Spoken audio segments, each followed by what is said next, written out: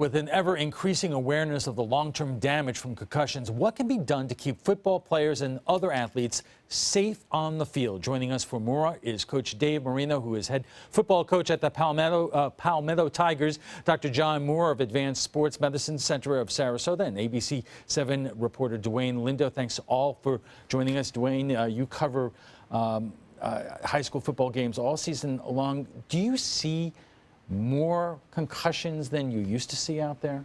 Well, you don't necessarily, from a reporter's perspective or from a shooter's perspective, you don't necessarily see concussions because you don't know. But, I mean, there could be helmet-to-helmet hits between kids that, you just don't know what's a concussion and what's not a concussion on the sidelines. And Coach, let me ask you, because obviously the technology for equipment is getting a lot better, especially with football helmets, but is there just so much you can do with the football helmets, or do you really have to do what you were talking about in Dwayne's story in terms of taking a different approach to teaching how to tackle? The game is so fast. It's really difficult to even, when you try to teach proper technique and target areas to, for a kid to shoot for, that's what John and I were talking about. It's so fast that sometimes you're in an uncompromising position, and you're going to have helmet-to-helmet contact. Was it intentional? Was it targeting? Was it spearing? No, it was definitely an unintentional event that just took place because of the speed of the game. The helmets have gotten much better, no doubt about that. But whenever you still have any two hard objects colliding with such velocity, there's going to be injury. Dr. Moore, what do you see in terms of your practice? And, it's one thing to deal with orthopedic injuries, broken bones, and bruises, and even, tears, MCL tears, and so forth.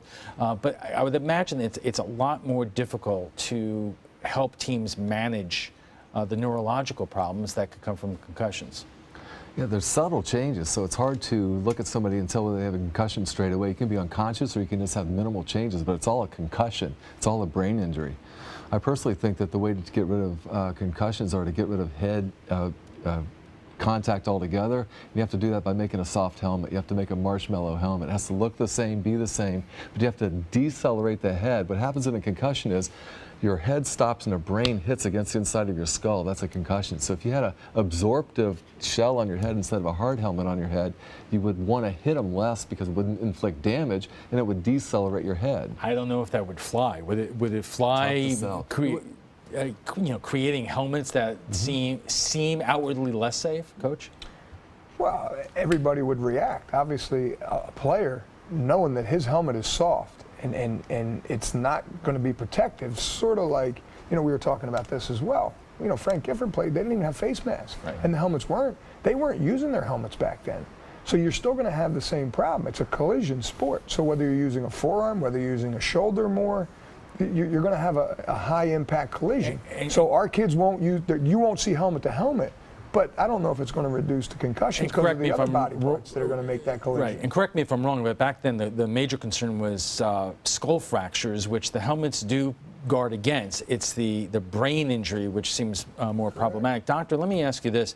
Are there enough medical professionals on the sidelines right now in high school sports to monitor the athletes and injuries? I really think so. There's a certified trainer on every sideline. They're well educated. They're college graduates. There's a medical professional, a medical doctor there at every game, and they're watching closely.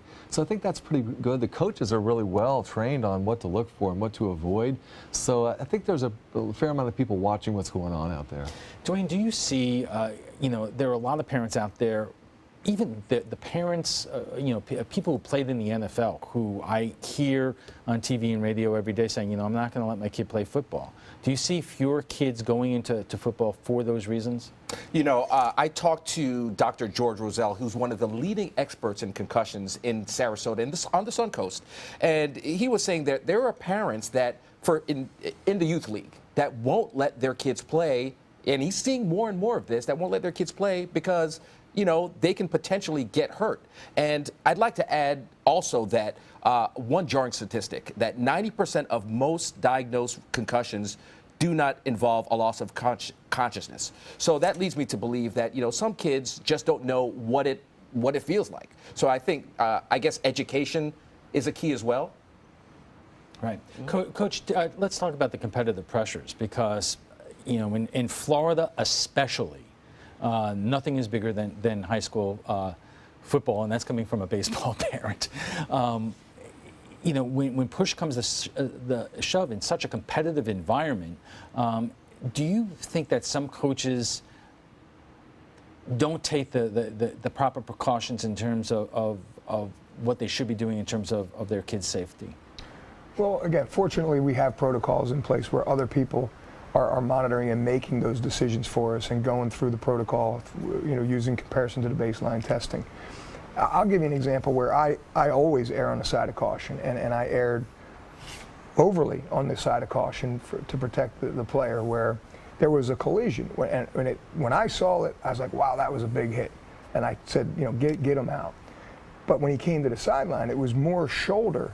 You know, the noise you heard, the impact, the collision you heard that sounded like a loud thud and a crack wasn't the helmet. So he really, you know, there was, you know, it didn't seem, it wasn't as worse as it seemed. When you hear that collision on the field, you think, wow, that's, you know, that's something. Get them out. We got to see, you know. It's not always clear cut, gentlemen. We have to leave it there. I want to thank you all for coming in and.